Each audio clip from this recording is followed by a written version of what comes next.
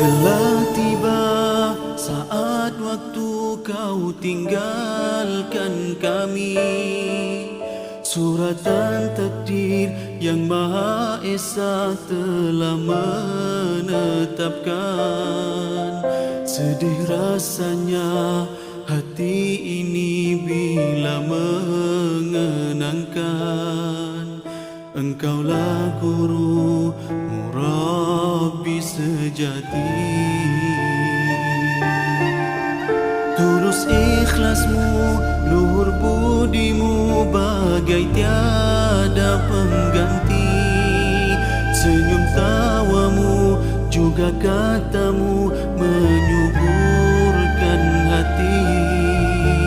Memori indah saat bersama terus bersemadi.